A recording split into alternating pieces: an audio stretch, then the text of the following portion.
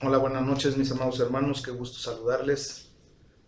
Gracias a Dios tenemos hoy eh, la bendición de poder atender a nuestro culto de jueves y hoy vamos a estar hablando acerca de la batalla sobre los muros. Vamos a orar para que el Señor tome control de este tiempo y que su gloria se manifieste en nuestras vidas. Padre, te damos gracias por este momento que nos permite, Señor, de estar delante de tu presencia. Padre, para redimir este tiempo y poniéndolo, Señor, a tu disposición para que nosotros seamos enseñados por tu bendita palabra. En este momento te rogamos que un espíritu de iluminación, de entendimiento venga a nuestras vidas. Y Padre, queremos rogarte que tu Espíritu Santo nos guíe a la verdad y a la justicia, Señor. Que seas tú hablando a nuestras vidas en el nombre de Jesús. Amén. Pues bueno, mis amados hermanos, el día de hoy nos toca ver lo de la batalla sobre los muros. Y vamos a tomar el versículo de Nehemías 2:20 para dar entrada propiamente a esta predicación, a esta enseñanza. Y dice la palabra de Dios: y en respuesta les dije, el Dios de los cielos, Él nos prosperará. Eso es lo que Dios habla en nuestra vida el día de hoy. Dios nos va a prosperar siempre, en todo momento. Y nosotros, sus siervos, nos levantaremos y edificaremos. Eso es lo que Dios quiere que tú y yo hagamos. Porque ustedes no tienen parte, ni derecho, ni memoria en Jerusalén. Es lo que le podemos decir al enemigo, que él ya no tiene parte, ni derecho, ni memoria en nuestras vidas, ¿ok? Y entonces vamos a ir a ver acerca de la guerra espiritual, la batalla sobre los muros, cómo nosotros llevamos a cabo y cómo tenemos que vivir esa batalla y en el nombre de Jesús salir verdaderamente victoriosos, airosos, porque el Señor nos ha dado la victoria, hermanos. Entonces, después de que hemos leído esto, fíjense que el libro de Nehemías, en el Antiguo Testamento obviamente, relata la historia de una batalla para reconstruir los muros de Jerusalén que habían sido destruidos por el enemigo, ¿no? Muchas ocasiones tú y yo tenemos la misma condición en nuestra vida cuando venimos a ser manipulados y muchas veces lastimados por el enemigo. Esos muros protegían contra la invasión propiamente de los enemigos. Los muros naturales de Jerusalén son simbólicos de nuestros muros espirituales. Y Isaías 60:18 dice: nunca más se oirá en tu tierra violencia, destrucción ni de quebrantamiento en tu territorio, sino que a tus muros llamarás salvación y a tus puertas alabanza. Fíjense nada más qué palabra de Dios, nuestros muros tienen que ser los muros que el Señor ha construido para la salvación de nuestras vidas, pero también Él ha puesto puertas por las cuales nosotros tenemos que rendir alabanza, adoración a nuestro Dios Todopoderoso. Entonces, las puertas naturales de Jerusalén que se mencionan en el capítulo número 3 de Nehemías, hermanos, cada una tiene un significado simbólico que debe aplicarse a nuestras vidas en nuestros muros espirituales. Y lo vamos a desglosar poco a poquito. Fíjense bien. Por ejemplo, la puerta de las ovejas representa la obra de la cruz de nuestro Señor Jesucristo en nuestra vida, el fundamento de la construcción espiritual. Eso es a lo que se refiere. Y vamos a leer ahí en el capítulo 3, versículo 1 de Nehemías. Y dice la palabra de Dios: entonces se levantó el sumo sacerdote Eliasib con sus hermanos los sacerdotes y edificaron la puerta de las ovejas. Ellos arreglaron y levantaron sus puertas hasta la torre de Amea y edificaron hasta la torre de Ananel. Juan 10:10, hermanos, nos enseña, fíjense lo que dice la palabra de Dios ahí en Juan 10:11, perdón. Vamos a ver, Juan 10:11.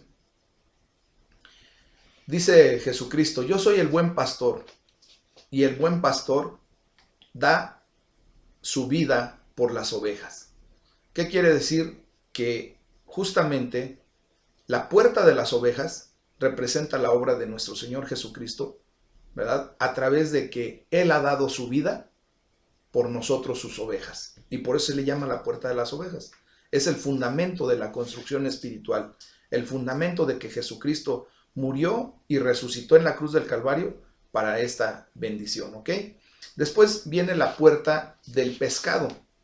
que representa el testimonio de nosotros como cristianos. Vamos a ver el versículo 3 de Nehemías. Dice, los hijos de Sená edificaron la puerta del pescado. Ellos la enmaderaron y levantaron sus puertas con sus cerraduras y sus cerrojos. Dieron testimonio de que estaban trabajando. Nosotros tendremos que dar testimonio de que estamos trabajando en el nombre de Jesús y para la gloria de nuestro Señor. Veamos lo que dice Mateo 4:19 para reforzar esta palabra. Dice, y les dijo, vengan en pos de mí, y yo los haré pescadores de hombres. Por eso se le llama esa puerta la del pescado, ¿verdad? Entonces, de ahí nos lleva a la puerta vieja, que representa el cambio de nuestra antigua naturaleza de ser antes de venir a Cristo a la nueva que hemos adquirido en Cristo Jesús. Segunda de Corintios 5:17 dice que de modo que si alguno está en Cristo, nueva criatura es. Las cosas viejas pasaron. Y la puerta vieja representa el cambio de nuestra actitud, de nuestra forma de ser. Entonces vamos al versículo 6 del capítulo 3 de Nehemías y dice, la puerta vieja fue restaurada por Joiada, hijo de Peshá, y Mesulam, hijo de Besoida. Ellos la enmaderaron y levantaron sus puertas con sus cerraduras y cerrojos.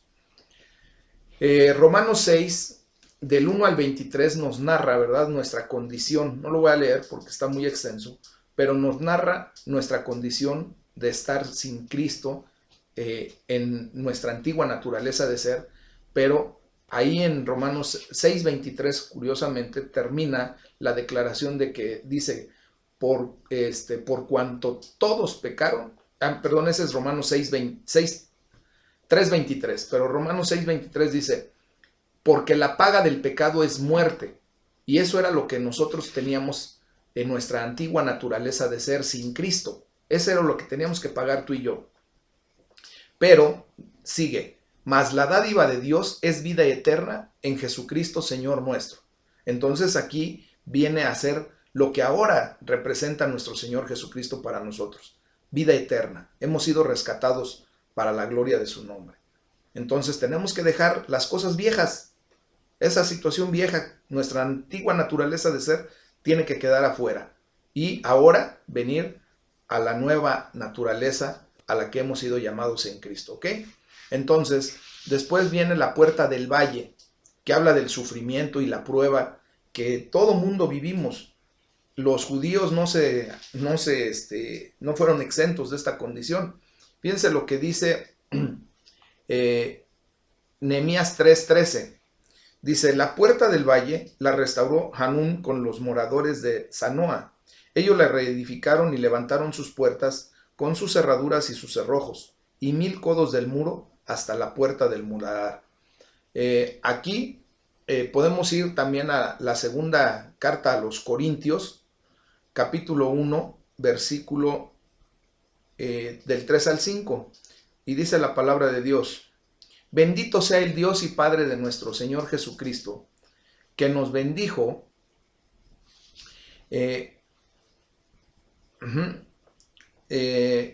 Padre de misericordias y Dios de toda consolación, ya les iba a decir el otro, el cual nos consuela en todas nuestras tribulaciones, para que podamos también nosotros consolar a los que están en cualquier tribulación, por medio de la consolación con que nosotros somos consolados por Dios, porque de la manera que abundan en nosotros las aflicciones de Cristo, así abunda también por el mismo Cristo nuestra consolación. Esa puerta del valle habla de este sufrimiento, de esta tribulación, de estas aflicciones, pero que ahora en Cristo, ¿verdad?, Él ha tomado para llevarlas por nosotros. Después viene la puerta de la basura, hermanos, que representa las obras de la carne que deben ser eliminadas. Aquí vamos a leer en Nehemías 3:14, donde dice que se reedificó la puerta del muladar Malaquías, hijo de Recab, gobernador de la provincia de Bet Jaquerem, y él la reedificó y levantó sus puertas, sus cerraduras y sus cerrojos. Vamos a ver lo que dice Gálatas 5, del versículo 16 al 21. Es importante que estemos estudiando esto, hermanos, porque nos da una condición clara de nuestra situación espiritual. Dice, digo pues, anden en el espíritu y no satisfagan los deseos de la carne. Eso es lo que tenemos que ya sacar, los deseos de la carne. Porque el deseo de la carne es contra el espíritu y el del espíritu contra la carne. Y estos se oponen entre sí para que no hagan lo que quieren. Pero si son guiados por el espíritu no están bajo la ley. Y manifiestan son las obras de la carne, que son adulterio, fornicación, inmundicia, lascivia, idolatría, hechicerías, enemistades, pleitos, celos, iras, contiendas, disensiones, herejías, envidias, homicidios, borracheras, orgías y cosas semejantes a estas, acerca de las cuales les amonesto, como ya se los he dicho antes, que los que practican tales cosas no heredarán el reino de Dios. Entonces nosotros tenemos que permitir que por esa puerta de la basura salgan las obras de la carne y nosotros quedemos limpios. Después viene la puerta de la fuente, que representa la obra del Espíritu Santo en nuestras vidas. Dice el versículo 15 de Nehemías 3, Salum, hijo de Colose y gobernador de la región de Mizpa, restauró la puerta de la fuente. Él la reedificó, la enmaderó y levantó sus puertas, sus cerraduras y sus cerrojos y el muro del estanque de Siloé hacia el huerto del rey y hasta las gradas que descienden de la ciudad de David. Vamos a ver también qué dice Juan 7:37. Si nos damos cuenta, estamos haciendo un comparativo o un símil de lo que es entre el Antiguo Testamento y el Nuevo Testamento para poder establecer todo correctamente, hermanos. Entonces dice, en el último y gran día de la fiesta, Jesús se puso en pie y alzó la voz diciendo, si alguno tiene sed, venga a mí y beba. El que cree en mí, como dice la Escritura, de su interior correrán ríos de agua viva. Esto dijo del Espíritu que habían de recibir los que creyesen en él, pues aún no había venido el Espíritu Santo porque Jesús no había sido aún glorificado. Aquí nos damos cuenta de que Jesucristo es la fuente, ¿verdad? Y nos representa propiamente la obra del Espíritu Santo a través de la puerta de la fuente que fue restaurada. Después viene la puerta del agua, representada por la palabra de Dios. Y vamos a ver qué dice Nehemías 3, versículo 26. Dice, y los sirvientes del templo que habitaban en Ofel restauraron hasta enfrente de la puerta de las aguas al oriente y la torre que sobresalía. Hermanos, esta puerta de las aguas representa la palabra de Dios. Juan 4, capítulo 4, versículo desde el 10 al 14 dice, fíjense lo que dice la palabra de Dios. Respondiendo Jesús les dijo, si conocieras el don de Dios y quién es el que te dice, dame de beber, tú le pedirías y él te daría agua viva. Aquí le estaba hablando a la mujer samaritana. Y la mujer le dijo, Señor, no tienes con qué sacarla, y el pozo es hondo. ¿De dónde pues tienes el agua viva? ¿Acaso eres tú mayor que nuestro padre Jacob, que nos dio este pozo del cual bebieron él, sus hijos y sus ganados? Respondió Jesús y le dijo, cualquiera que bebiere de esta agua volverá a tener sed. Mas el que bebiere del agua que yo le daré no tendrá sed jamás, sino que el agua que yo le daré será en él una fuente de agua que salte para vida eterna. Aquí, hermanos, esta bendita agua es la palabra de Dios. Recordemos que Él nos da la provisión que necesitamos. Después viene la puerta del caballo, que representa la guerra que tenemos como creyentes, esta guerra espiritual. Nehemías 3:28 dice, desde la puerta de los caballos restauraron los sacerdotes cada uno enfrente de su casa. ¿Qué quiere decir esto, hermanos? Que nosotros pues vamos a estar viviendo y experimentando una guerra espiritual a la que hemos sido llamados. La gloria sea para Dios porque Él ya nos trajo a la condición de haber ganado esta batalla, esta guerra, ¿verdad? Por los méritos de nuestro Señor Jesucristo. Efesios 6 del 10 al 17 dice, por lo demás, hermanos míos, fortalezcanse en el Señor y en el poder de su fuerza. Vístanse de toda la armadura de Dios para que puedan estar firmes contra las acechanzas del diablo. Porque no tenemos lucha contra sangre y carne, sino contra principados, contra potestades, contra los gobernadores de las tinieblas de este siglo, contra huestes espirituales de maldad en las regiones celestes. Por tanto, tomen toda la armadura de Dios para que puedan resistir en el día malo. Y habiendo acabado todo esto, estar firmes. Estén pues firmes, ceñidos sus lomos con la verdad, y vestidos con la coraza de la justicia, y calzados los pies con el apresto del evangelio de paz. Sobre todo, tomen el escudo de la fe, con que puedan apagar todos los dardos de fuego del maligno. Y tomen el yelmo de la salvación y la espada del Espíritu, que es la palabra de Dios. Amén. Vamos a ver la puerta oriental. Estamos desglosando este capítulo a través de las puertas, que es la bendición de Dios, ¿verdad? Dice en el versículo 29, después de ellos restauró Sadoc, hijo de Imer, enfrente de su casa, y después de él restauró Semanías, hijo de Zacarías, guardia de la puerta oriental. La puerta oriental, hermanos, habla de la esperanza que tenemos como creyentes en el retorno de nuestro Señor Jesucristo. Y vamos a ver qué dice también Ezequiel, capítulo 43, versículos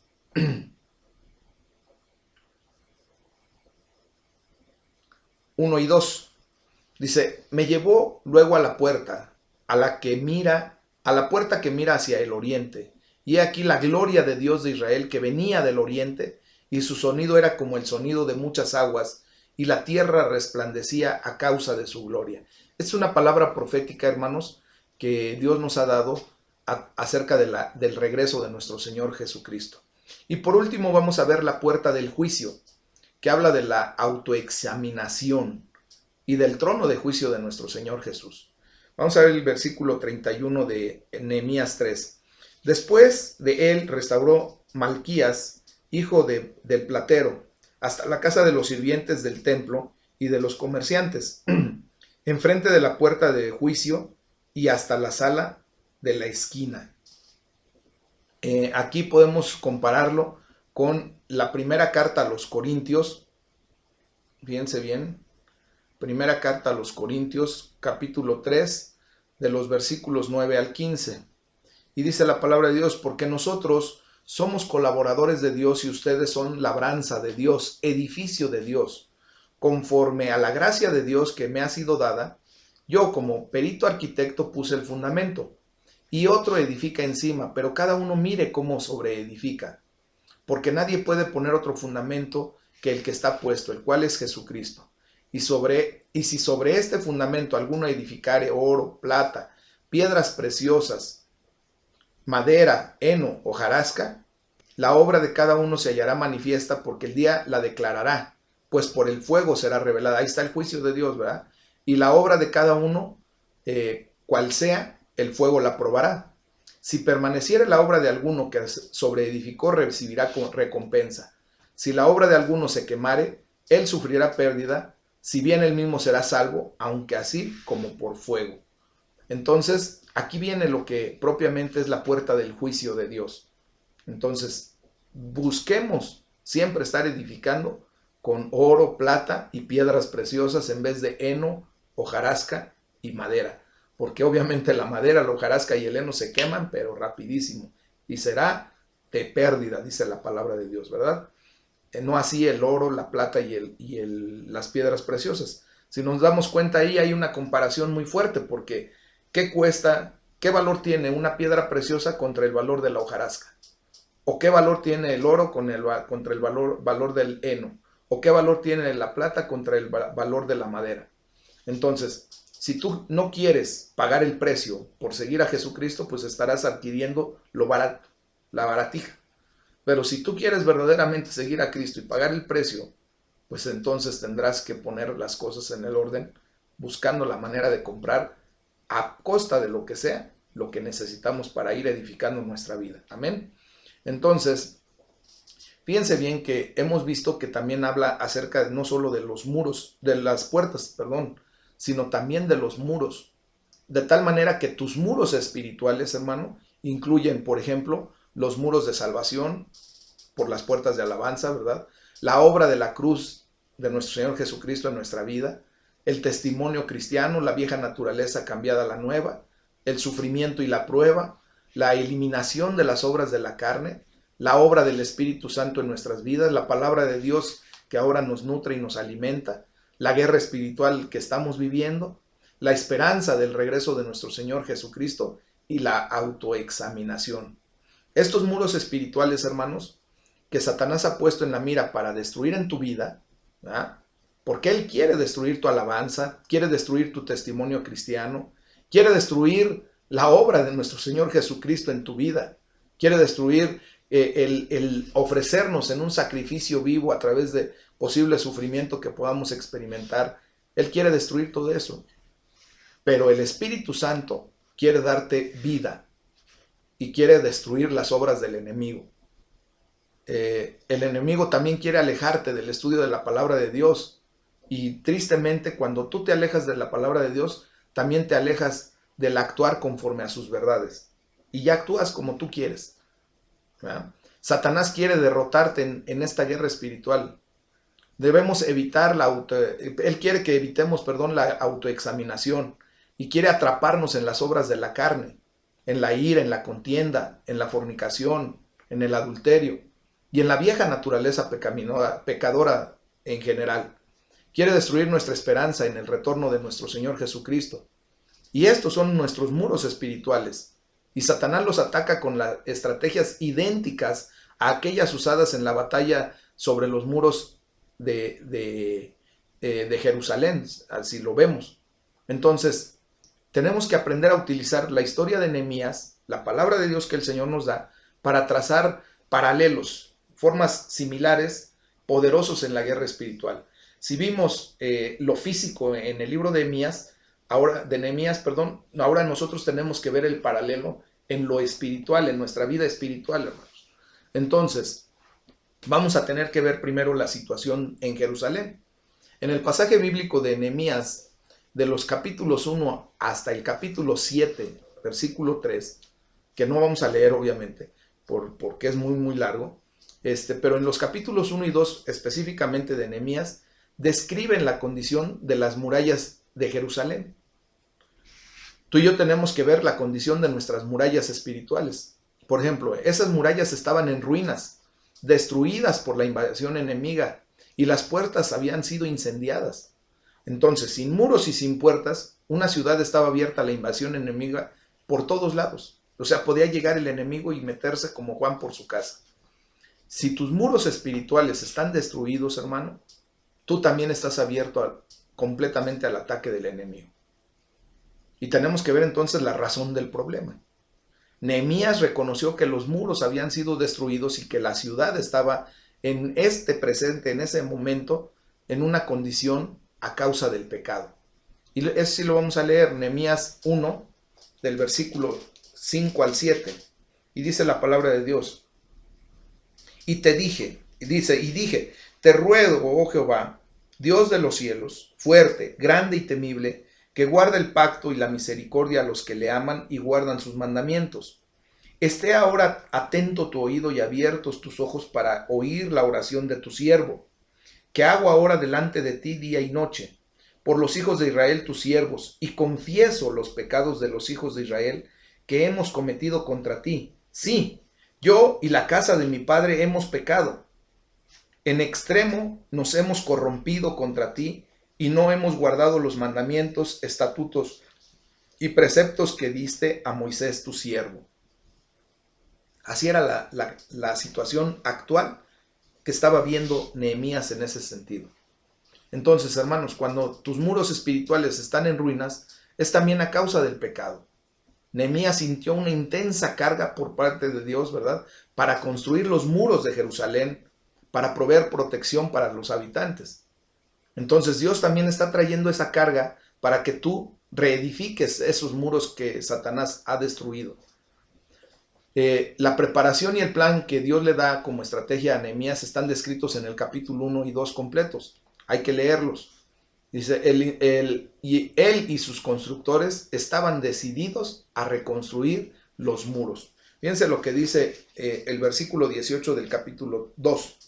Dice, entonces les declaré cómo la mano de mi Dios había sido buena sobre mí, y asimismo las palabras que el rey me había dicho, y dijeron, levantémonos y edifiquemos. Así esforzaron sus manos para el bien. ¿Qué es lo que tenemos que hacer? Exactamente lo mismo, levantarnos y edificar.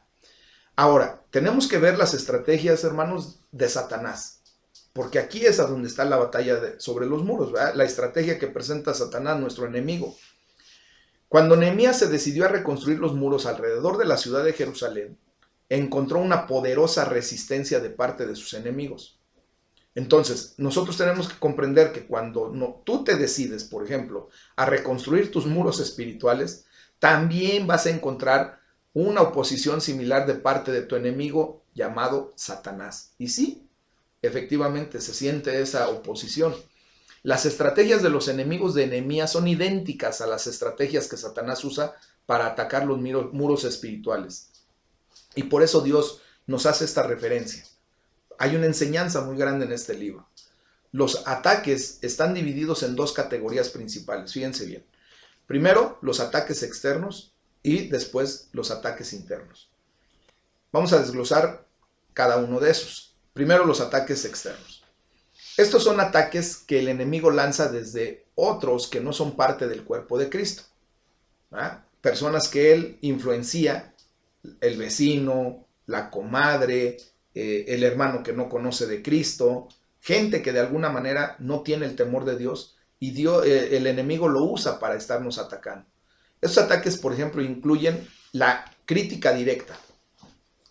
En Nehemías 2:19 vemos que el enemigo criticó a Nehemías por lo que estaba haciendo y le dice, ¿qué crees que estás haciendo? O sea, como diciendo, ¿tú crees que vas a poder levantar eso?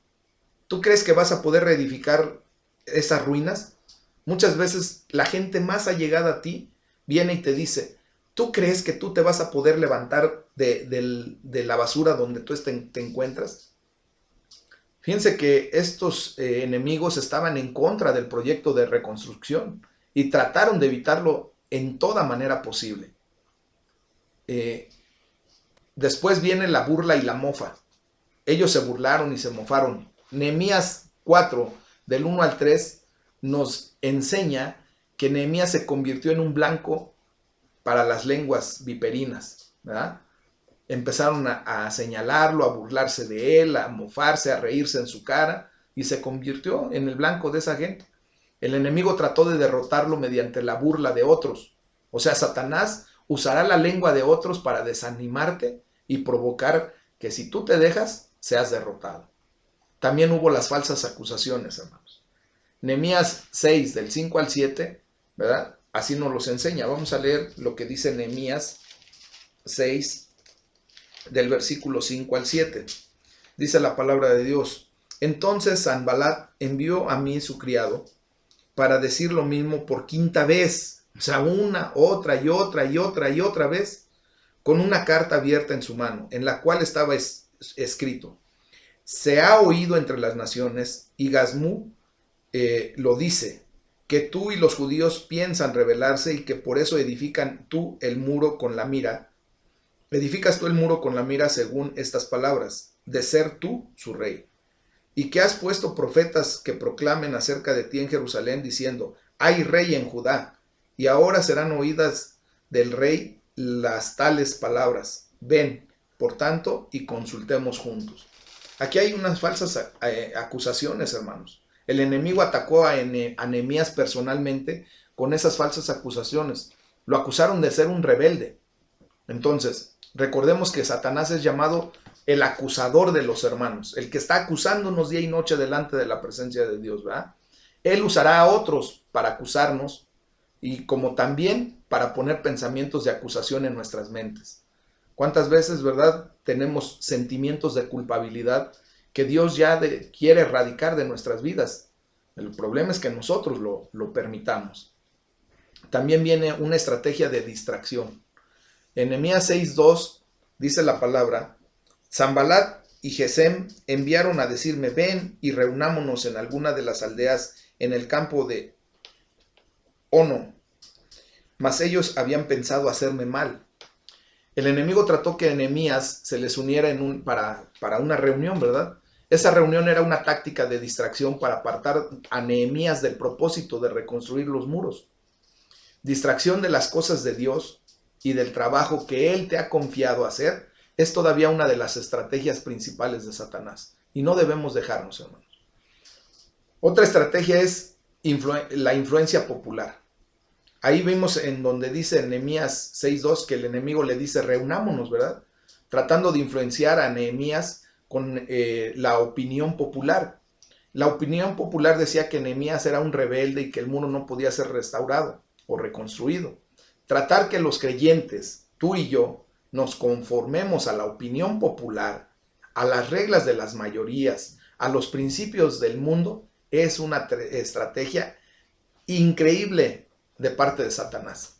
Un falso profeta clamando ser de Dios fue usado incluso por el enemigo para atacar a Nehemías. Fíjense lo que dice ahí en el versículo 10 al 13. Dice, vine luego del capítulo 6, vine luego a casa de Semaías, hijo de Laía, hijo de Metatebel, porque él estaba encerrado, el cual me dijo, reunámonos en la casa de Dios dentro del templo y cerremos las puertas del templo, porque vienen para matarte. Sí, esta noche vendrán a matarte. Entonces, dije, un hombre como yo ha de huir, y quién que fuera como yo entraría al templo para salvarse la vida, no entraré. Y entendí que Dios no lo había enviado, sino que hablaba aquella profecía contra mí, porque Tobías y Sanbalat lo habían sobornado, porque fue sobornado para hacerme temer así, y que pecase, le sirviera de mal nombre con que fuera yo infamado. Entonces, nos damos cuenta que Satanás utiliza a un falso profeta para desviar la atención. Entonces, la opinión popular, hermanos, diría que deberías escuchar al profeta, entre comillas, de Dios. Y somos advertidos por la palabra de los falsos profetas que nos apartan de Dios. También nos lleva a entender la estrategia del compromiso. Nehemías rehusó a comprometerse con el enemigo. Eso lo podemos ver en Nehemías capítulo 5 de los versículos 14 al 19. Él no se conformó a los estilos de vida equivocados y a los principios que lo rodeaban, hermanos. Tú y yo tenemos que ya no comprometernos con esos principios equivocados, con un estilo de vida falso. Su lema fue, en Nehemías 5:15 lo vamos a leer. Dice, pero los primeros gobernadores que fueron antes de mí abrumaron al pueblo y tomaron de ellos por el pan y por el vino más de 40 siclos de plata, y aún sus criados enseñoreaban del pueblo. Pero yo no hice así a causa del temor de Dios. Ojalá y nuestras palabras siempre sean así, pero yo no hice así a causa del temor de Dios. Que este mundo no nos lleve a cometer equivocaciones, errores, pecado, porque nosotros no vamos a hacer como el mundo hace, a causa de que tenemos verdaderamente el temor de Dios en nuestras vidas. Satanás promueve a la gente a conformarse, a amoldarse. Por eso Romanos 12:2 dice, no te conformes a este mundo, a este siglo, sino renuévate. Satanás quiere que tú te amoldes y que te quedes ahí quietecito ya, en esa forma. Satanás trata de convencer a los creyentes de que algo está bien solamente porque otros lo están haciendo, o que tales cosas en realidad no son equivocadas. Hay un dicho que dice que a mal de muchos, remedio de tontos. Tú y yo no tenemos que venir a cumplir con ese dicho. Nosotros reconocemos que Dios tiene un plan perfecto y que nosotros no tenemos por qué ir al son del tamborazo de este mundo. Tenemos que ir conforme a la palabra de Dios. También el enemigo utiliza una estrategia a través de las amenazas y temor. Nehemías 6, del 5 al 9, así nos los enseña. El enemigo hizo temerosas amenazas en contra de Nehemías y sus trabajadores. Constantemente le estaban diciendo que los iban a matar, que les iban a golpear. Satanás sabe que el miedo paraliza, pero que la fe da energía, nos revitaliza a nosotros como creyentes para ser eficaces para el trabajo de Dios. Entonces, cuando a Nehemías se le ofreció una vía de escape, del enemigo, él rehusó ser temeroso y retirarse. Ya lo leímos ahí en el versículo 10 al 13 de Nehemías 6. No tomó el camino fácil de escaparse, ¿no? Recuerden que dice, ¿cómo yo voy a entrar al templo nada más para salvarme? Dice, no, no voy a entrar. Entonces, Satanás trata de que nosotros como creyentes escapemos en el medio de la oposición. Pero cuando estás corriendo, cuando te estás retirando, cuando te retiras, no ganas. Y mucho menos mantienes el terreno espiritual que Dios ya te dio. Cuando caminas por fe, encontrarás oposición, sí, verdaderamente, de aquellos que caminan por vista. Ellos van a querer que tú te quites de esa condición. Pero también el enemigo utiliza una estrategia de pelear e impedir que se hagan las cosas. Nehemías 4:8 nos dice, piense bien, dice, y conspiraron todos a una para venir a atacar a Jerusalén y hacerle daño. Hay tácticas que ya estudiamos, hermanos, abiertas de lucha y de oposición que fueron utilizadas en ese momento. Por lo tanto, el enemigo no es siempre sutil en sus ataques. Algunas veces él viene abiertamente, así directo, para atacar e impedir. También actúa bajo conspiración. Ya leímos ahí en Nehemías 4:8 lo que dice, que vinieron y conspiraron, se hicieron a una. Una conspiración o complot fue hecho en contra de Nehemías por el enemigo. El enemigo también complota contra nuestras vidas, hermanos. Pero aquí tenemos que echar mano de la fe. La palabra de Dios en Juan 10:10 nos dice que el ladrón no viene sino para robar, matar y destruir. Pero Jesucristo dice, yo he venido para que tengan vida y para que la tengan en abundancia. Entonces aquí nosotros tenemos que, aunque conspiren en contra nuestra, hermanos, tenemos que saber que Jesucristo nos ha dado la vida en abundancia y vamos a salir victoriosos de esa conspiración, de ese complot, ¿verdad? Como dice nuestro señor presidente, que a él le habían hecho un complot. Entonces, también utiliza como estrategia el ataque en tiempos vulnerables. Ahorita nosotros estamos en una condición de vulnerabilidad, hermanos. La pandemia nos ha hecho muy vulnerables. El hecho de que nos quedemos en casa, que no salgamos, que estemos así, son tiempos vulnerables que Satanás ha utilizado muchísimo. Nehemías 4:6 dice, edificamos pues el muro y toda la muralla fue terminada hasta la mitad de su altura, porque el pueblo tuvo ánimo para trabajar. Aquí tú y yo, ¿verdad?, tenemos que ver que los mayores ataques del enemigo vinieron cuando el muro estaba medio terminado, en tiempos estratégicos, ¿verdad? Es una situación importante. El enemigo invade en tiempos estratégicos, en tiempos importantes, cuando somos vulnerables, cuando estamos más abiertos y afectados por sus ataques, cuando está nuestra condición a medias, cuando apenas empezamos. Ahorita muchos hermanos que empezaban a caminar en el Señor, desgraciadamente se han alejado. Tenemos que hablarles, tenemos que animarlos, tenemos que buscarlos y apoyarlos en el nombre de Jesús para que regresen a los caminos del Señor. Entonces, podemos ver, por ejemplo, que el profeta Jonás, siendo profeta, se desanimó después del mayor avivamiento que nunca había experimentado el pueblo, ¿verdad? Lo podemos leer ahí en Jonás 3 y 4, capítulos 3 y 4. Por ejemplo, David cayó en pecado después de un tiempo de gran victoria en su vida. Y hasta ese momento él no había conocido la derrota militar, hermanos. Sansón cayó en pecado cuando él comenzó a liberar a Israel de la mano de los filisteos. Entonces, cuando tú y yo estamos siendo efectivos para Dios, somos vulnerables al ataque de Satanás. Satanás está más preocupado con aquellos que están avanzando en el mundo espiritual y por eso se vienen esos ataques. ¿Sí me estoy dando a entender? Cuando tú estás avanzando en contra de su reino, pues obviamente ahí a toda acción corresponde una reacción y el enemigo va a querer echarte para atrás. Y aquí vienen, por ejemplo, los ataques internos, hermanos.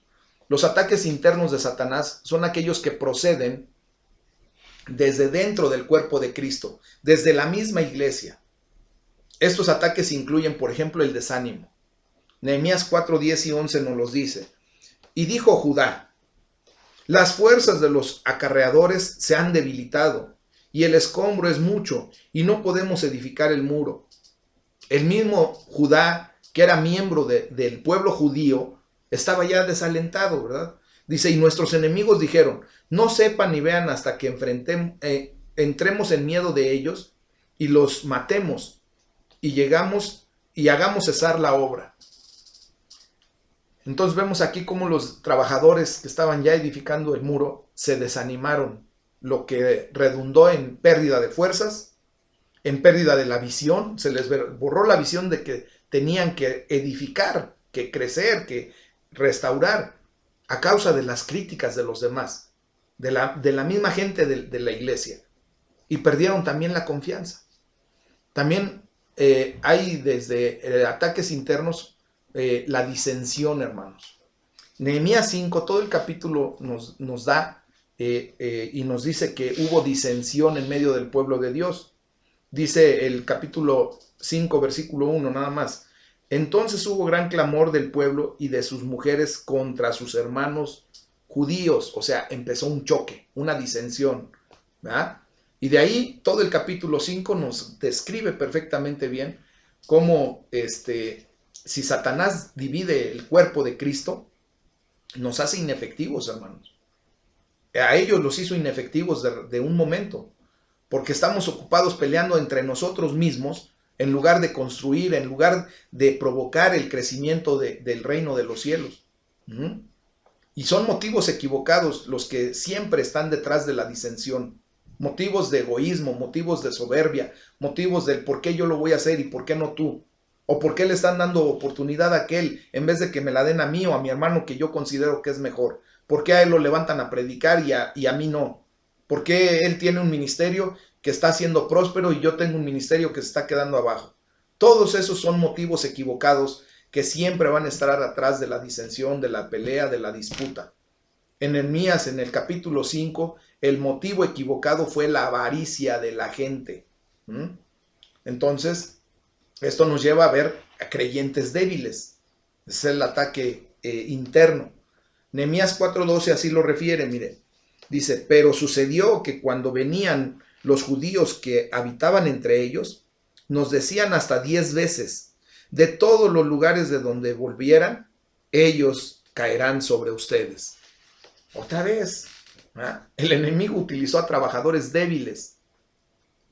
Estos son los símbolos de creyentes débiles en el cuerpo de Cristo, hermanos, para tratar de derrotar el proyecto de construcción. Muchas veces nosotros como líderes declaramos alguna estrategia que el Señor nos ha dado para avanzar, para construir, para crecer, y no falta el hermanito débil en la fe que no está conectado en el espíritu para decir, ay hermano, eso no se va a poder. De donde quieran ustedes no van a tener.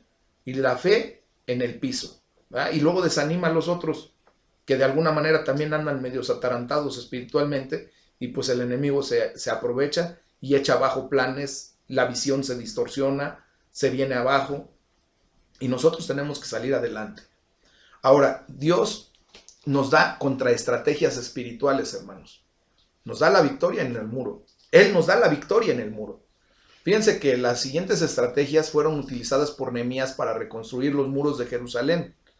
Tú puedes usar las mismas estrategias para asegurar la victoria en tus muros espirituales. Primero, tienes que aprender a examinar los muros. Así como Nehemías hizo en el mundo natural, él examinó los muros, ¿verdad? Y tú y yo tenemos que examinar nuestros muros de nuestra vida espiritual. Hay que preguntarnos, ¿se ha deslizado el enemigo dentro de tu vida espiritual? ¿Se ha metido en tu casa, en tu congregación, en tus negocios? Si lo estás viendo, ya tienes por lo menos qué es lo que tienes que orar, por dónde tienes que empezar a defenderte y atacar. Dice la palabra de Dios en la primera carta a los Corintios, capítulo 11, versículo 28. Por tanto, pruébese cada uno a sí mismo. Y en 2 Corintios 13:5 también nos dice, examínense a ustedes mismos para ver si están en la fe y pruébense a ustedes mismos.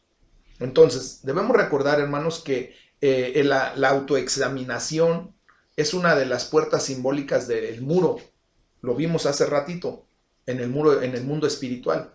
Satanás tratará de evitar que te autoexamines, porque ello resultará en reconocimiento de las áreas en tu vida donde le has permitido destruir tus muros e invadirte. Y esto nos lleva a la confesión del pecado. Y así como Nehemías reconoce que la razón de los muros destruidos es el pecado, como lo leímos al principio, luego, ¿qué fue lo que hizo él? Fue agarrar y confesar el pecado y pedir perdón. Fíjense, lo voy a repetir nuevamente porque esto es importante.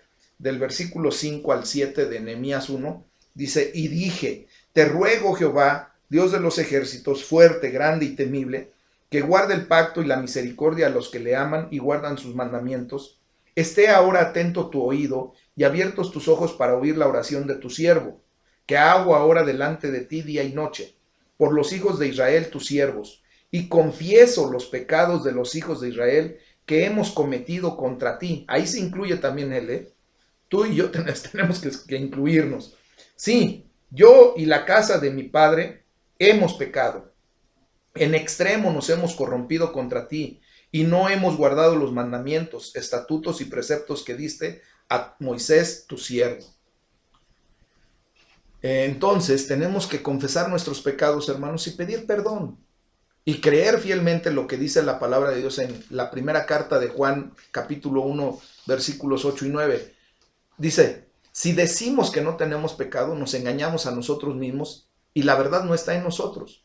Si confesamos nuestro pecado, Él es fiel y justo para perdonar nuestros pecados y limpiarnos de toda maldad. También tenemos que aprender a reconocer que no podemos reconstruir solos. Dios no nos llamó a ser llaneros solitarios, hermanos. Cuando los trabajadores de Nehemías dijeron, nosotros mismos somos incapaces de reconstruir el muro, fue una declaración verdadera.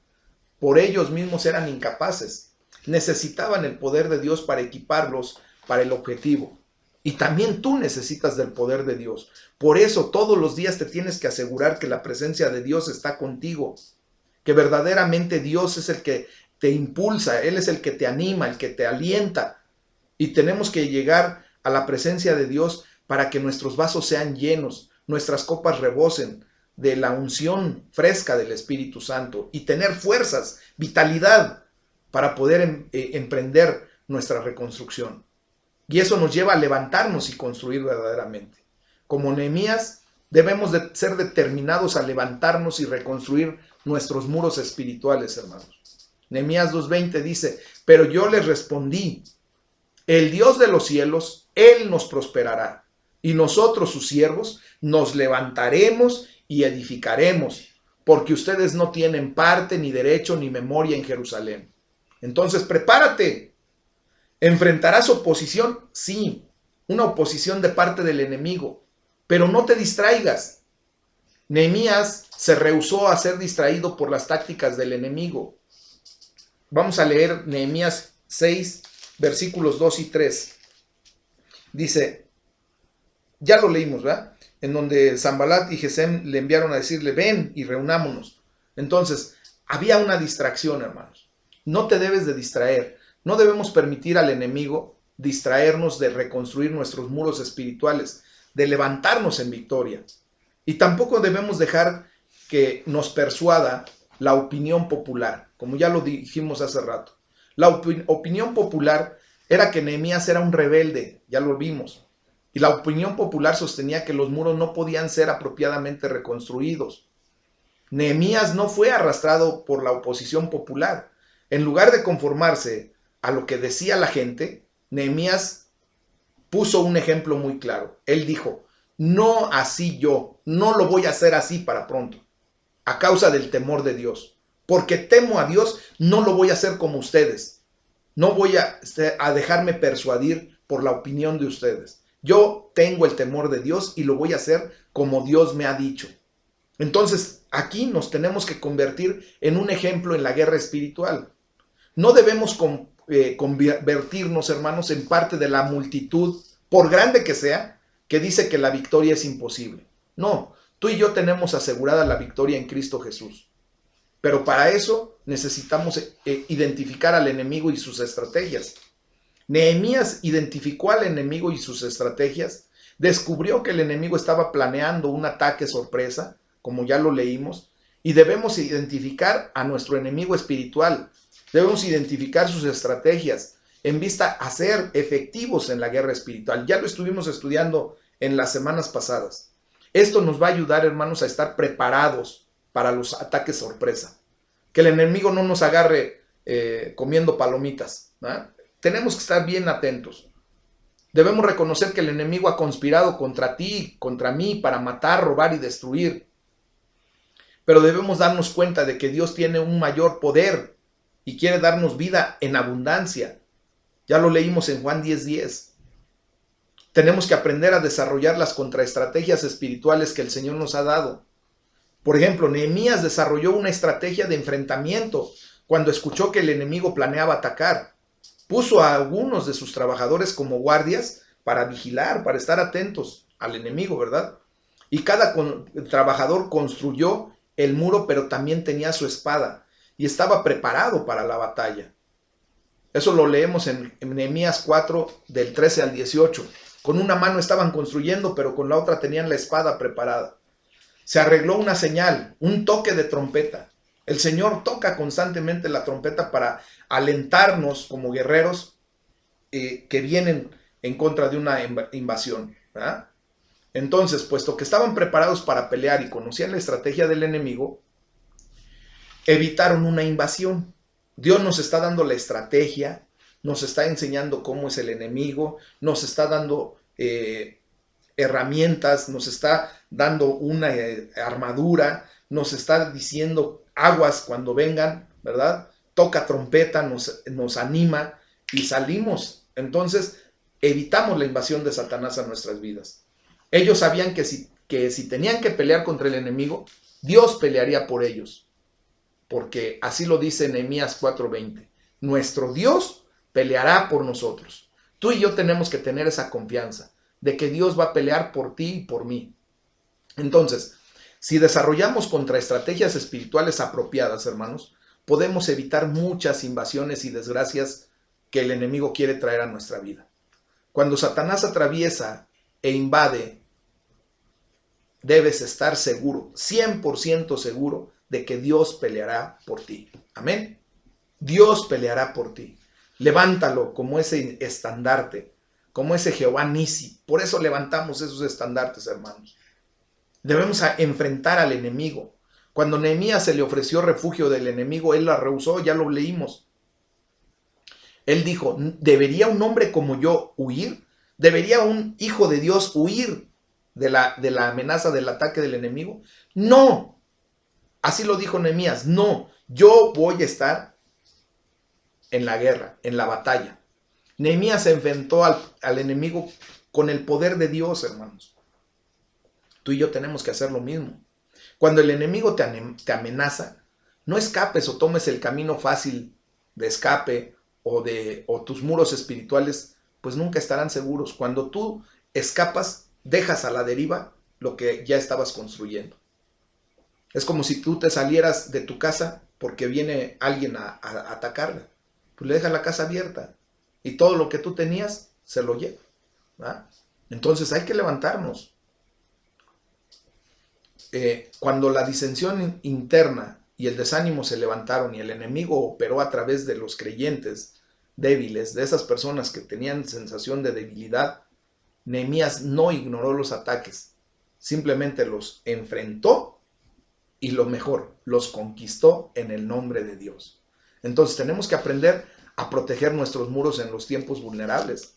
En la historia de Nehemías, el mayor ataque del enemigo vino cuando el muro estaba medio terminado. Entonces, cuando comienzas a construir en el mundo espiritual, hermano, cuando entras en la arena de la guerra espiritual efectiva, prepárate. Es un tiempo vulnerable. Eres un blanco para los ataques de Satanás. Pero aquí es a donde tenemos que echar mano de la fe y empezar a reconstruir y a construir de volada el muro. La respuesta de Nehemías a la crítica directa, a la burla, a las falsas acusaciones, a las amenazas y hasta el temor fue simplemente seguir construyendo el muro. Nehemías 4:21 dice, Así pues, mientras trabajábamos en la obra desde la subida del alba hasta que salían las estrellas, la mitad de ellos montaba guardia con la lanza en la mano. Entonces, aquí nos enseña que Nehemías permaneció en el objetivo, no dejó de construir. Así tú también tienes que aprender a hacerlo. Nehemías 6:15 dice, fue terminado pues el muro el 25 del mes de Elul en 52 días. Nehemías hizo en un corto periodo de tiempo lo que el enemigo dijo que no podría hacerse. Seguramente el enemigo te va a decir, no, para que tú te restaures, para que tú salgas de tu adicción, para que tú salgas de tu condición, van a pasar años. Pero nosotros creemos y conocemos al Dios que puede acelerar las cosas. Y que lo que eran años, Él lo puede transformar en días. Y sí, lo puede transformar en el ya. Porque Él tiene el poder. Pero cuando tú y yo venimos en esa condición de verdaderamente permitir que Dios obre. Si los muros están caídos alrededor de tu vida, el enemigo puede decirte que el objetivo no tiene sentido, que pierdas toda esperanza. Pero con la ayuda de Dios, hermano, puedes reconstruir tus muros. Con su fuerza no tienes que tomar mucho tiempo para hacerlo. Y aquí es donde aplica Filipenses 4:13. Todo lo puedo en Cristo que me fortalece. Entonces, cuando el enemigo ataque a tu proyecto de reconstrucción espiritual, no renuncies. Tan solamente mantente reconstruyendo los muros espirituales. Ahí, aguanta. Y establece una atalaya. Cuando Nehemías terminó de reconstruir los muros alrededor de Jerusalén, puso un guardia para vigilar sobre los muros y las puertas de la ciudad. Eso lo vemos ahí en Nehemías 7 del 1 al 3. Coloca tú ahora una atalaya sobre tus muros espirituales. Siempre debes tú estar alerta de los ataques del enemigo. El Centro de Formación Cristiana Aljaba de Dios te ofrece en este momento convertirnos como hermanos en Cristo que somos en tus atalayas. Permítenos ser de bendición para tu vida. ¿Por qué? Porque la palabra de Dios en los Proverbios, capítulo 27, versículo 17, dice, hierro con hierro se aguza, así el hombre aguza el rostro de su amigo. ¿Qué es lo que está diciendo aquí la palabra de Dios? Y lo traigo a colación respecto a la atalaya. Cuando tú estás enfrentando la reconstrucción de tu vida espiritual, de tu vida, hasta de tu vida física, a través de el buscar dejar ciertos comportamientos que te están destruyendo, llámense adicciones, llámense comportamientos equivocados, decisiones falsas, equivocadas. Cuando tú te acercas al liderazgo de la iglesia, algún hermano de la iglesia, y se convierte también en tu atalaya, él va a estar vigilando que tú estés caminando correctamente. Y si viene un ataque del enemigo, tengas la seguridad y la confianza de que estaremos contigo, apoyándote. Que tú puedas ser capaz de venir a decir, hermano, hermana, fíjese que me está sucediendo esto en este momento. Hierro con hierro se aguza, o sea, una lima de metal va a afilar un cuchillo de metal. Eso es lo que está diciendo. Y dice, y así el hombre aguza el rostro de su amigo. ¿Qué pasa cuando tú vienes y compartes con nosotros, confías en nosotros y nosotros nos convertimos en tu atalaya? Te vamos a estar preguntando qué está pasando con tu vida. Si estás venciendo, si estás faltando a algunas acciones que debes tomar, si el enemigo viene con un ataque mayor. Y nosotros en oración vamos a estar salvaguardando tu condición espiritual, intercediendo por ti. Porque déjenme decirles que cuando sucede esto, hermanos, hay una bendición que podemos tener en el momento en que nosotros venimos y miramos frente a frente a la persona en cuestión, a quien nos ha permitido ser su atalaya. Y mirándole a los ojos, hermano, es muy difícil que esa persona mienta cuando está cayendo o cuando ha caído nuevamente. Y le podemos ayudar en intercesión, en oración. Dios nos ha llamado a ser un cuerpo para efecto de ayudarnos los unos a los otros. a fin de que ninguno se quede atrás, que todos crezcamos hasta la estatura del varón perfecto, que todos vayamos caminando en ese sentido. Y es por eso que nosotros nos animamos a decirles, confíen, estamos para servirles. Dios nos ha puesto como autoridades, no por nuestras fuerzas, no por nuestra condición, sino porque Dios se ha provisto de una autoridad impuesta por Él para la bendición de todos nosotros. Amén. Así como ustedes tienen una autoridad, yo también tengo una autoridad en nuestros líderes de la organización religiosa a la que pertenecemos. Y ellos también tienen su autoridad. Entonces, viviendo bajo autoridad, hermanos, tenemos la bendición de Dios, porque si somos obedientes, el Señor envía bendición en la obediencia. Amén. Por eso yo les llamo a la obediencia a cada momento. Pues vamos a orar, hermanos. Sé que este tema es muy interesante. Son temas largos de repente, pero valen la pena. Vale la pena porque el Señor nos está dando la oportunidad de tener defensa en contra del enemigo y también poder atacar al enemigo con su bendita palabra y con las armas que el Señor nos ha dado. Y vamos a orar, vamos a rogarle a Dios que Él sea con nosotros en todo momento. Dice la palabra de Dios que si Jehová no edificare su casa, en vano los que la estamos edificando. Hoy declaro para la gloria de Dios que tú estás permitiendo que Dios edifique tu casa, edifique tu vida en el nombre de Jesús. Padre, te damos muchas gracias, Señor, por este tiempo maravilloso de poder atender a tu palabra, de poder cultivar nuestra relación personal contigo, Señor, a través del estudio de tu bendita palabra, a través de la oración. En el nombre de Jesús, Padre, te ruego que nos sigas instruyendo en estas artes de la guerra espiritual, bendito Rey, y que nosotros vengamos a ser como Nehemías, Señor, que tú le diste estrategia, le diste visión. Danos a nosotros también estrategia y visión, Señor, para seguir avanzando. Permítanos, como le permitiste a Nehemías, Señor, reconstruir todo el muro, terminarlo completamente, Señor, y en un tiempo récord seguramente. Padre, nosotros te rogamos que nos permitas, que nos ayudes a reconstruir nuestra vida espiritual, nuestra vida entera, Padre, y que aceleres los tiempos, Señor. Nosotros sabemos que tú tienes el poder de acelerar los tiempos, Padre. Ayúdanos, Señor, a que verdaderamente concluyamos, terminemos correctamente la reconstrucción de nuestras vidas para la gloria y honra de tu nombre. Padre, queremos exaltar tu nombre, bendecirte, porque solamente tú eres digno de merecer la gloria y la alabanza. Todo esto en el poderoso nombre de nuestro Señor Jesucristo. Amén y amén.